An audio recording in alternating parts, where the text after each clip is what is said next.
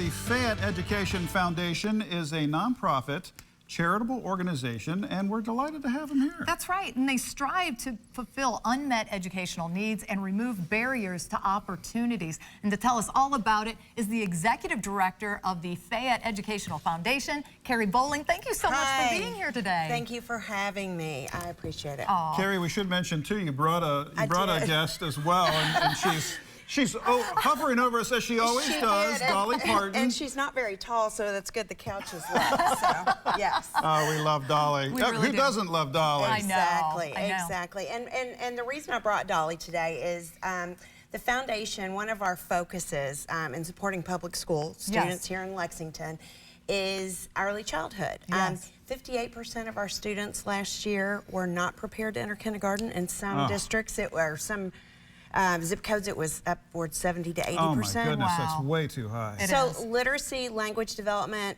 in those first 3 years is very important to be kindergarten ready. So one of the things we're doing before our littlest learners become students is offering them, they can have up to 60 books. Well, we recognize some of these titles here too. Yeah, we did. Like the little engine that could. Oh, we read that to the boys when they were growing up. It's such a great story. But yeah, I mean, Jake at gymnastics, there's all kinds of different books that you have. Eat Pete. Isn't that cute? Little monster looking out that window. But you know what? Why is Dolly's Imagination Library so important? Well, again, going back to our getting our students ready to learn before they get there. So many of our kids are starting behind by the time they step into the classroom. So our teachers are having to play catch up before they've actually even started in the public school system. So that's important. Dolly started this. Her father couldn't read, and this is very important to her. Our legislature is paying for part of it. We are paying for the other part of it through donations, and we want to get books in the hands of kids in Lexington. It's so important. Incredible. Yeah. I mean, the woman just doesn't stop. I mean, rebuilt Pigeon Forge and Gatlinburg, and now she's Dolly for president. Seriously. So how can parents and caregivers too, I guess we should mention, register our little ones to be part of this? Well, it's a free program, and you can go, the easiest way is to go to FayetteFoundation.org, and right at the top of our website we've got register for Dolly Parton's Imagination Library. It's free. It doesn't matter where you live.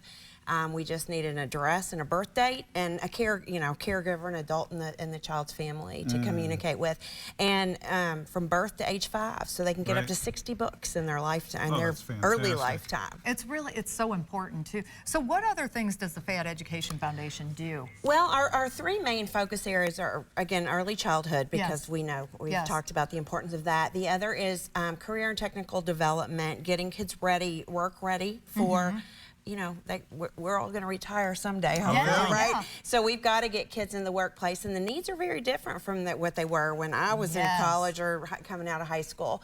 So that, and then also teachers. We've got a teacher shortage, but we've also got a diversity teacher shortage. So Fayette County is what you call a minority majority district. So more than half of our children are non-white.